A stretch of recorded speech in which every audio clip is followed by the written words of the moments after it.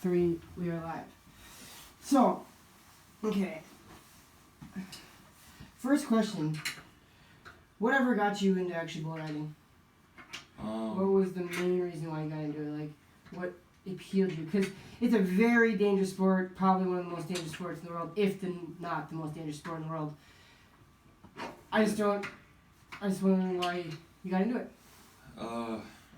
Love for animals, especially when they're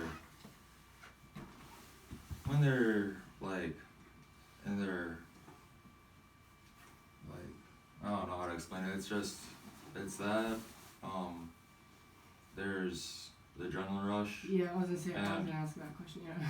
I love how it's formed, like how the sport has formed over the years, and what's been going on. And I loved it ever since I was 3 years old, especially watching how it's transformed, like from, I think they still, when I was watching it when I was really young, they still didn't wear vests. Oh, really? Why do they wear vests now? Well, a famous bull rider by the name of Lane Frost, they have a movie about him, don't they? Yep. Yeah, I love that movie. 8 Seconds. Yep, it's a really good movie. Yeah, he got killed in Cheyenne, Wyoming. The movie is kind of misinformed from real life story of him. Yep. Yeah, he died by a bull name of Taking Care of Business. He had very long horns, white face, brown, and the bull actually pinned his chaps when he got off. He made the ride 85 points and got off, and the bull kind of grazed his. It looked like it just grazed him, but I guess it punctured a rib, where it punctured an artery, and he got killed instant. Instantly he died? Well, he walked up 5 feet and landed in the face dead. And that was a tough day for rodeo fans everywhere, and rodeo family. And especially his best friend, Tuff Edeman, which nowadays he has his own tour called the Tuff Edeman Tour. He's getting bull riders to. He's trying to give back to the bull riding community, like making his own events. But I wouldn't say they're buddies, but they were good friends back in the day. Cody Lambert, he invented the vest. He wanted to make everybody safer, and it's changed over the years. Like nowadays, you see most riders wear a helmet. And that's because. Do they have to wear a helmet? Not on the pro level. Once you turn a certain age, I think it's 21 or 25. It depends on the age. There's a guy by the name of J.B. Mooney. He still wears a hat. There's a few other guys that wear hats. Just hats? Yeah, they used to wear helmets, but then Chase Outlaw, he's a real good bull rider. He's out for the season, but last couple of years ago, he got injured in Cheyenne where he met a bull's horn on his face, broke every bone from ear to ear, kind of like Tuff Edeman's accident and back in '95 where he got wrecked by a famous bull named Bodacious. The bull had a Bodacious. I'll talk about that story for a bit. Yep. He had a famous like move for lifting his head up while the rider he tried to jerk riders down on his head, and oh really? Yeah. He tried to hurt him. He learned that move, and that was really dangerous. And this is back in '95 World Finals, second finals for the PBR. Yep. And he jerked Tuff down, broke every bone from here to here, and ripped his nose off. He was knocked out for a second, got back up. He was gushing blood everywhere, and he was managed to walk out of the arena. He spent hours of surgery to reconstruction surgery for his face. Yeah, reconstruction of his face. Yeah, and dang. And he drew him in the NFR finals, but he got on him. But he did the smart thing and got off, because the next rider that got on him later in that finals, he wore a face mask to be smart, and he still knocked him out and crushed his eye sockets and Oh, really? yeah. So Man, that boy was mean. he was. They retired him. Did they? Yeah. He still has some. He's dead now. He died a few years later after that. But he still has some kids and grandkids that are still bucking. There's a guy named Chad Berger in Mandan. He rides bulls for. Or he owns bulls. He doesn't ride them, but he used to ride them. But he owns bulls, and the Beaver Creek Bull is one of Bodacious' sons. And he's old now. He's getting up there in age. And then Oh, really? yeah, it's a. Oh, so there's some famous bulls in North Dakota. Yeah, there's Chad Berger. He's a 9-time stock contractor of the year for the PBR. Oh, really? His dad and his brother, Joe and Nevada Berger, owned one of the most famous bulls in the PBR called the Little Jacket. He's a 3-time bull of the year. He was the first time 3-time bull of the year to be in the PBR. Oh, yeah. There's 3 of them now, including him. And they live in North Dakota? The other ones live in Texas, Bushwhacker, and then Sweet Pro's Bruiser.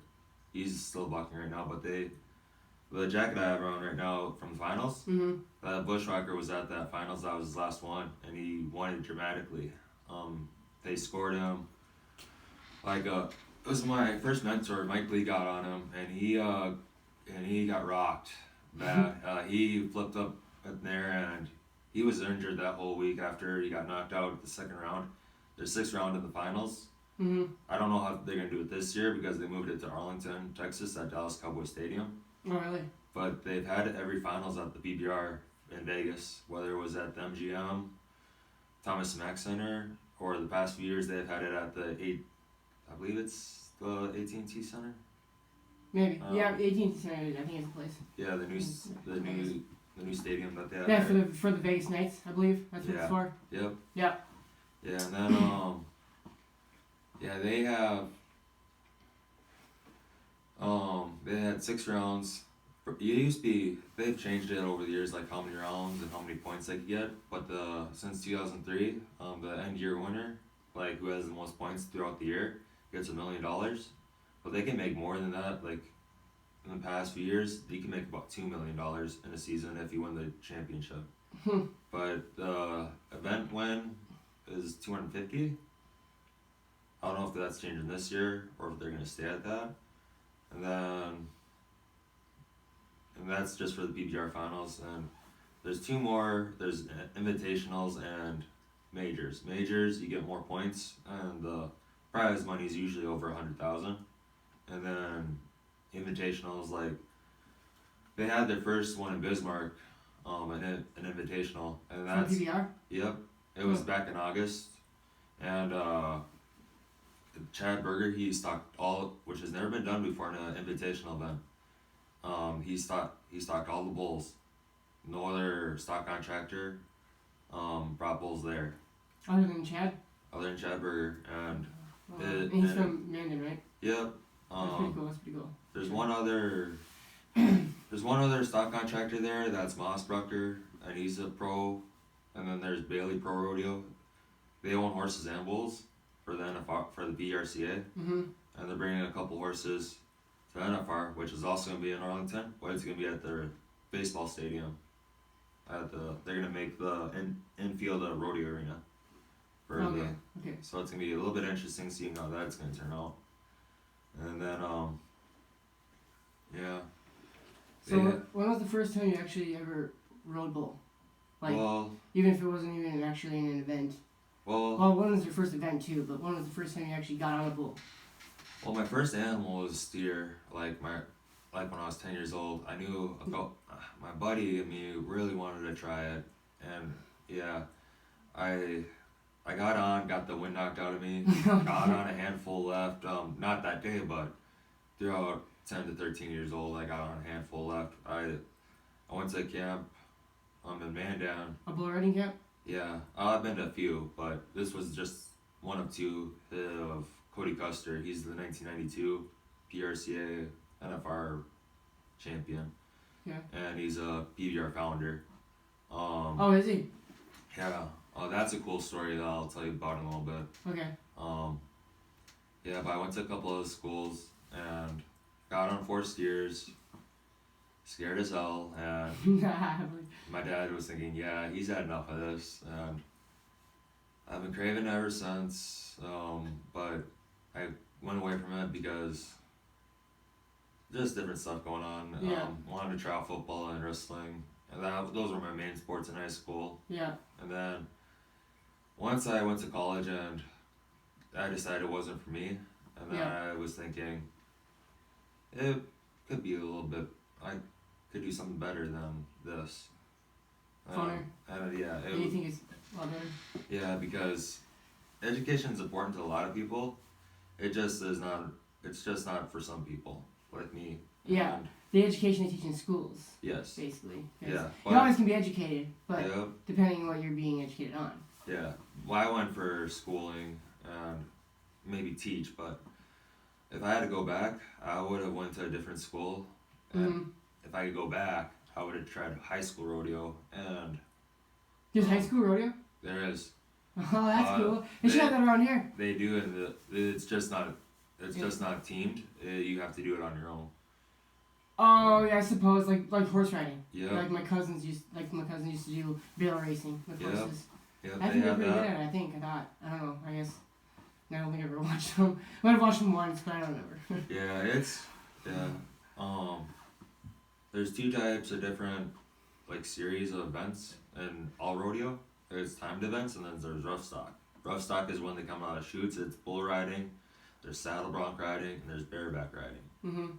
And bareback riding is when you hang onto a handle. It's like suitcase handle. You just lay on your back and you let the horse buck, and you try to spur him in the neck, but you don't try to injure the horse. Yeah, you just pretty much they're it's just trying to.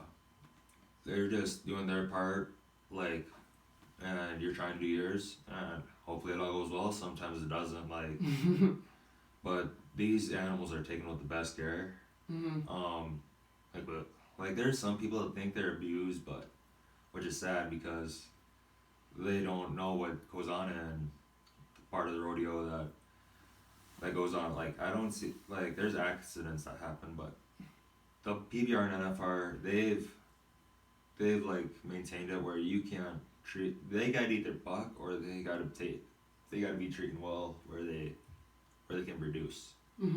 But they gotta be taken care of. yes. I mean, the 8 seconds they're riding, obviously they're doing a little workout, but yeah, like everybody, we go to the gym, we work out, we hurt ourselves a little bit.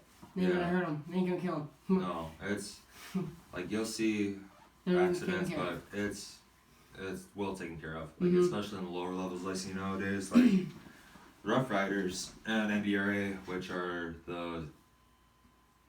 they're pros there, but it's Rough Riders is a little bit more amateur, like the one that's going on Jamestown today, the finals. It's a little bit more amateur, but they're still taken with the best care because you're seeing more people treating their animals well. Probably back in the 40s and 50s. Sorry to go off topic. That's okay. So the bulls for Jamestown today, are they local bulls or? They're regional. Well, they're from North Dakota. They're from North Dakota, so local basically. Yeah, there's 4 stock contractors there for.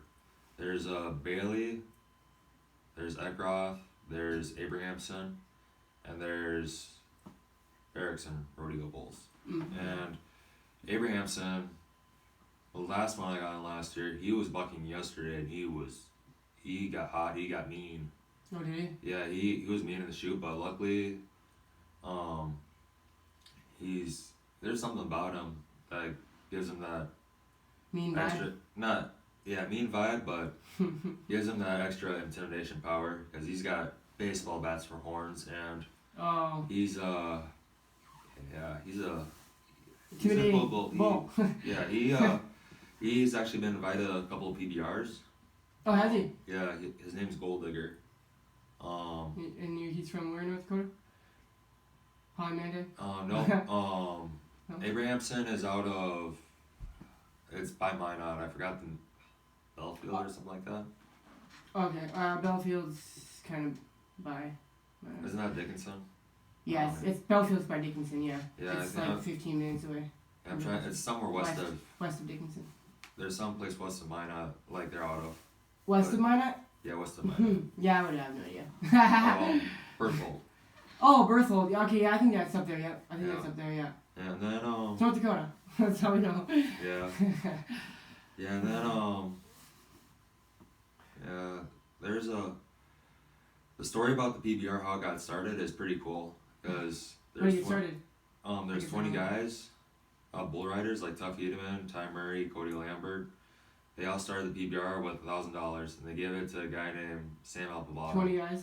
Yep, $1,000 a piece. Yeah. And they started with only $20,000. Yeah. And it wasn't. Today they call it the Monster Energy tour event, which that's their sponsor now. Yeah. So they probably get paid a lot by Monster. That's why they probably do that. Yep. And then that was Bud Light. And Bud Light. I think they're still sponsored by Bud Light, but they got Yeah, Bud Light probably does sponsor. But Budweiser probably does too, for all we know. Yeah, that was their main sponsor. That was their main sponsor. They're called the Bud Light Cup Series till 2002. Then it was. Oh, then it changed. To Built-Ford Tough series. Oh. Yeah. And then. Yeah, Built-Ford Tough. Yeah, I've seen that on my dad's TV. Yeah. They every now and then. Yeah, they owned it for a while to try to raise the stock up, but they didn't know how much they're getting paid, and now they're all multi-millionaires. Mm-hmm. Because they sold it a few years ago. Do you know who they sold it to? Brandon. One guy owns it now. It was a brand out of New York, and the company paid over $96 million for that for the PBR. The PBR is not pretty fucking famous right now. It is. Like, yeah. If no one knows jack shit about bull riding, if you hear PBR, you're like, hey, that's bull riding, I think. Yeah, you already know. Yeah. You already know what it is. Or else when they first started it, they got mistaken for a Pabst Blue Ribbon. Oh, what? The beer. Pabst did they? Yeah, that was. Oh yeah, yes, PBR, yeah. Yeah, that's their nickname. That's the beer's nickname, and I bet you they sponsor the PBR too. I bet. You think so? No, it's Coors Banquet beer. Oh, is it? Yeah. Just one beer would sponsor them. I think there's multiple, but I think they let multiple, but yeah, that's their main brand now. What pays them the most? Yeah. Yeah, there's a lot that goes on in these sports. The PRCA, this would have been their 35th season. It started back in 1985 when they started in Vegas. Mm-hmm. Their main year, their inaugural year, was 1936. But rodeo, even bull riding has been around since 1920. That's when it started from. 1920, huh? Oh. Yeah, it's been 100 years. 100 years, yeah. But that's when they switched from steers to Brahma bulls, and that's when things got a little bit more what is Western. the difference between a steer and a Bronco bull? Brahma? Yeah, whatever you said, Bronco. Yeah, my bad. Now they're just called bucking bulls, but Brahma bulls, what they used to, it would have been a little bit more competitive and a little bit more harder to ride. A little bit meaner bulls, basically. Yeah, and steers are just bulls. Baby bulls. Well, they're not. They're bulls that have their nuts cut off. Oh, so they don't have as much testosterone. Yeah, Yeah. Okay. I get it. All right, I get it. Yeah. Yeah, that makes sense. That makes total sense. When they were younger. Yeah. Yeah, but now they. Testosterone, my bad. Yeah, that's alright. Just trying to get that information out. Well, like when it most got competitive, when they had the first like real talk about bull riding, they've had in Oklahoma City for years. Mm-hmm. And it was in the 1960s. I don't know the exact year, but there's this guy named Freckles Brown. He's like in his late 40s, and he rode this unridden bull called Tornado. That was the first real deal bull riding. Then there's been bull ridings, like bull rides in the 90s ever since. That's the highest you can get it. I've heard of the 100-point bull ride. It was in Canada, I think. The bull was Wolfman. Mm-hmm. And I can't remember the rider, but it was 100 points, and everybody just went crazy. But that bull, he was son of Red Rock. So it's like 50 for the guy, for the rider, and 50 for the bull. Yep. So 100 points is perfect for both. Yep. Like everyone's going like, yeah, at that point. Yeah, but PBR, Yeah. Bushwhacker has the highest score, 48 something was his score. It was like 48 and a half or 48 and 3/4. Corey McCoy, it was back in 2012. He got on him, and that was a crazy ride. So how do you get 58 seconds? Well, you can't get 50. Oh, you can't get There's 4 judges in the PBR. There's at least 2 or 3 judges in any other, or there's 4 judges in the NFR too, but there's usually 2 or 3 judges. And one has a timer, the other 2 score the bull and the rider. Mm-hmm. So the average score that would be good to place would be about 80 to 85 points. 80 would be the low end, and then 79 or under would be like, maybe you should get a re-ride. Unless it's amateur rodeo like this, which they hardly give anybody a chance to ride, like a chance to get above 80 points, unless it's a really good ride. But these amateurs, there's just guys going there like saying, well, I could do this, but they don't put in the work, which is why I took the year off, mostly because I just tried one practice spin and I was like, I just gotta work my mind, and because it's mental. It's all mental. It's physical too, but it's 90% mental. Okay, yep. And then basically like a lot of things. Yeah, it's basically, it goes into every sport. Yeah, literally, yes. And same with your music. Yep, anything. Yeah. Literally anything you do. Yeah. If you have 90%, if you have 100% of mental into it, yep. You're gonna do it. You're gonna be able to do it. It's just gonna take some time.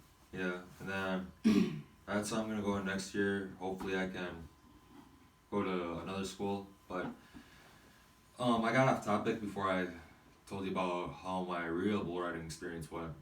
Yeah, that's totally fine. Actually, that's totally fine. Yeah, I'll tell you about that now. Yep.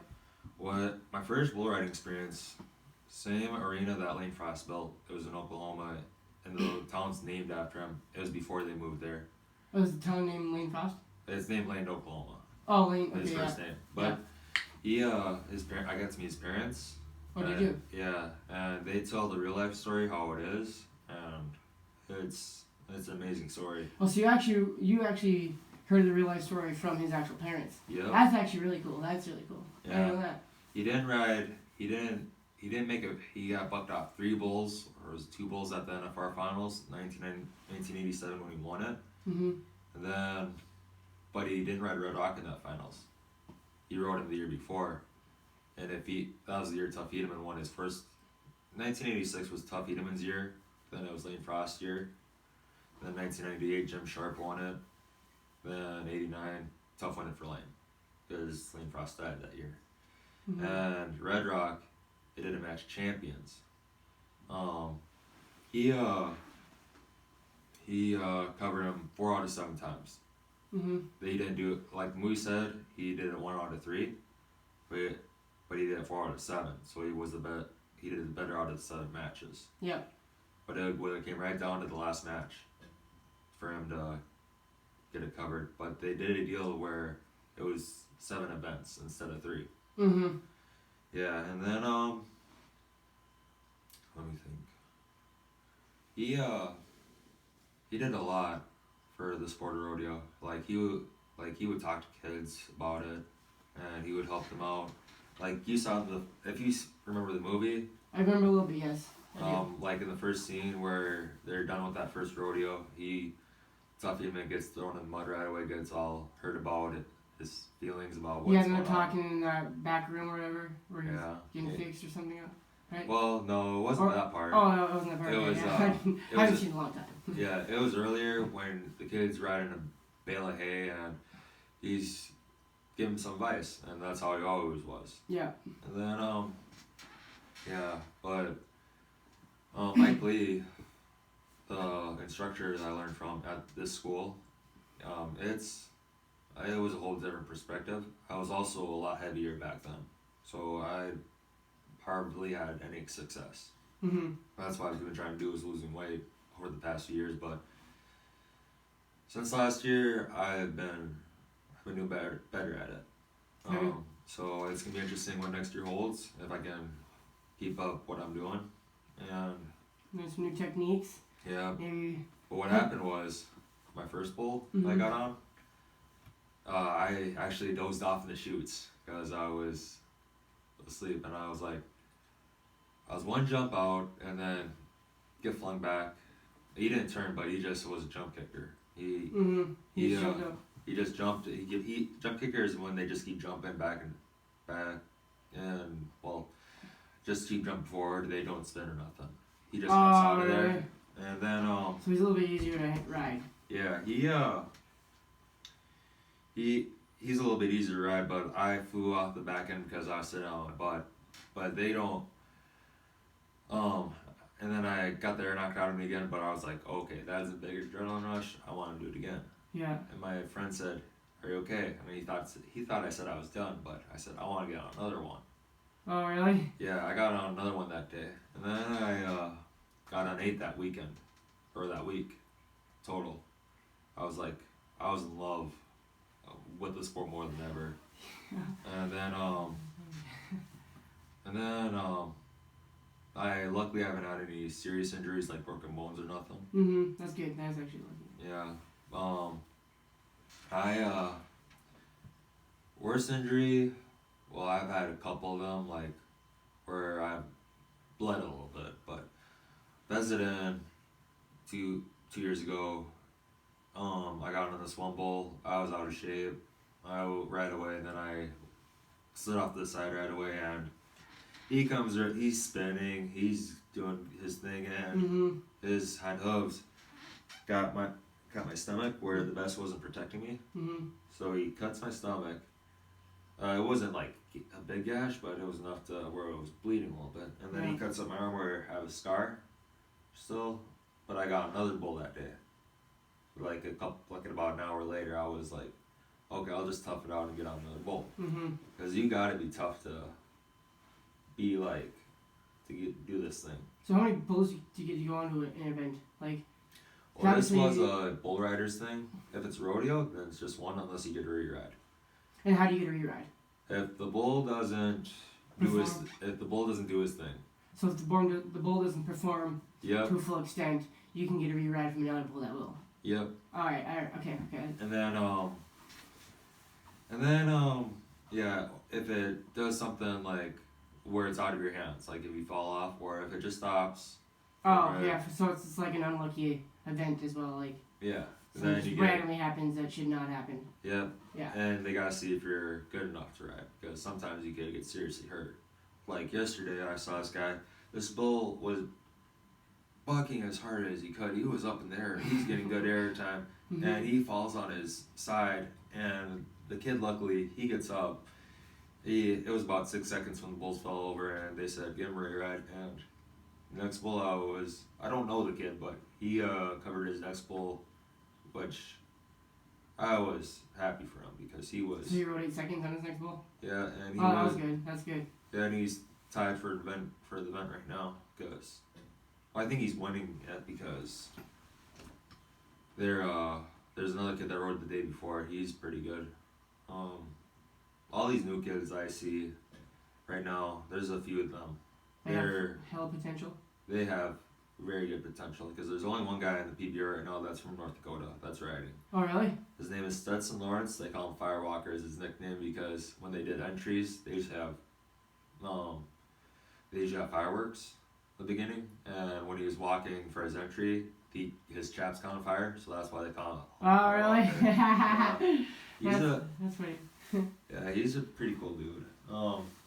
He's gonna make it to the finals again this year. And so he's a good bull rider then. He is. He has a lot of potential. He's been in the PBR for a while now. That's good. Yeah, there's Do you know any of these little kids' names? Brody Nelson. He's in the seniors. He's the one with the most potential. I think he's out of Minot. And then there's Tyler for real. You know where he's from? Can't remember, but he has hell of potential too. They're both in school still. Yeah, that's good. We just wanted to give him a little shout out. So. Yeah, and then there's a couple more, Carson Hauser and then there's Dusty Har. He's originally from here. Dusty Har. Yep. And that was last name Har. Yeah. And then of the famous bull riders, stayed over in Montana. There's a guy by the name of Jess Lockwood. Mm-hmm. He's won 2 times the PBR championship. His first PBR event win was when he was still in high school. He was 18. Oh, really? This was in Billings. He won his home state event. Oh, wow. And he gave the crowd a good show because he rode a bull by the name of Modified Clyde, and this was the championship round, and he rode him for around 90 points, and he barely made the time because he lost his rope and got flung out the back end, and that's when you get bucked off and basically just go back out. Oh. Yeah. When you get bucked off, behind the bull, but yeah, that was pretty good. That was pretty cool to see. And then I've been to a school that he was putting on with a guy named Nathan Chopper. He's a former bull rider from Grassy Butte, North Dakota, but he's retired now. He made it to the finals a few times. Has he? Yeah. And he rode a bull of the year by the name of Long John. Bushwhacker, who I talked about earlier, he broke his leg on him in his final season in 2014, and that was in Anaheim. There's so much stuff that it's crazy, like how this stuff goes. Yeah, I believe it. Yeah. So, for my final question, what is the longest you've actually rode a bull for? Do you know? 4 to 6 seconds. I don't know the exact time. I haven't kept track because I never rode 8 seconds because most of the time I've been out of shape. I've had good starts where I started the bull good, but never could finish. Like last year, I rode this bull named Alabama Hot Pocket in the second round of the Rough Rider Finals. Got on him. I was very motivated, I had a different drive in me. Confident? You're very confident? Yep. And goes out there, makes a turn, then somehow I just lose my feet out from under me because I didn't have my balance, and that's what made me mad. And everybody was like, "Hell, that was a good start there," and just keep driving from there. And everybody was proud of me because I started out good, but I have that different drive where if I don't make it, I just get irritated. It just gets frustrating, and then confidence-wise, it goes down. But you can't let that happen. You can't let that happen, though. Trust me, because I know. Yeah. I know the frustration of trying to do something. Yeah. Then very critically. Yeah. But the confidence level has to stay up. You can get 8 seconds. Still get it more than once. Yeah. That's what I'm hoping for. But I know I can do it. But there's a technique to it. You'll learn it. Learn it. It's just from the right person you'll meet. There's different techniques too. Yeah. Oh yeah. Just like UFC. Just like in music. Just anything. There's different techniques of getting something completed. Yeah. Like. Just your technique way of doing it, and you feel comfortable. Once it comes down to nature, you're golden. Yep. You can do it anytime you want. That's basically the way you explained it. I know I've been rambling on a little bit about. No, this is what a podcast is. You just ramble on, and people will listen. Yeah. As long as you're about the topic. Right. Yeah, Pierre. The NFR has been in Vegas for. This will have been its 35th season, but now it's in Arlington. Both places, both professional bull riding and the NFR in Arlington. But the NDRA finals and Rough Rider finals are held in North Dakota. There's a lot of events that go on. If you go onto their website, they'll tell you the towns that they're in. Mm-hmm. So if you're anywhere near there, and they'll have a list of riders that will give you information on where they're going to be at. Mm-hmm. Yeah, if you enter though, because when you enter, so you gotta pay to enter to ride, right? Yep. Pay to ride. Which my biggest entry fee was $200 for the Rough Rider finals last year, but I got. Oh, that ain't bad. That ain't bad. That's the most, but. How many rides did you get out of that $200? 3, and if I guess it's not too bad. If I would have covered, other than that bull that I said that got me irritated, I would have got my money back and then some because. Oh, you would have got paid then. Yes. See, you just. Yeah, if you're not doing it. You're not doing it for. Yeah, you're not doing it for nothing. Just like me when I pay a venue for something. But and if I make you money back off the people that come. Yeah, but if you don't ride, you don't get paid. Yeah. at all. So if you don't bring people, you don't get paid. Well, that's logical. If you fail, well, obviously you failed. Just try it again. Yep. Just a different way. Right. It's all about. It's all about persistence. You just gotta be persistent and just keep going. Never think you can't do it. Yeah. Because you can. Yeah. Just gotta do it. Yeah. But we'll probably end it there. Reece Waldie. And when's your next event? Do you not know? Not yet. I got a support system that's helping me with that. It's gonna be sometime next year. If you add me on Facebook. I have you on Facebook. Yeah. Just. Yep. So I'll see it. Yeah. I'll definitely. If it's anywhere around like. It'll be in North Dakota for sure. I'll probably end up being there if it's not like 3 hours away. Yeah, it's. Oh. Because I do want to come see you ride. Yeah, it will be. I'll definitely be here for Jamestown next year. For sure, like the Rough Rider event. They have one at the fairgrounds for a regular event, not just the finals. Oh, okay. But, oh yeah, I win during the fair normally, right? Yeah, but they said the fair is gonna be July 7th to 12th, so I don't know if they're gonna do it during that, or if they're gonna do it earlier or late in June, like they normally have it. We'll see. Yeah. But yeah. Other than that, it's just motivation. It's what's keeping me going. It keeps everybody going. Yep. Gotta have that motivation to. In the drive. Yep. And you gotta stay confident. Right. So, all right, we have Reece Waldie, and just like and subscribe. Thank you.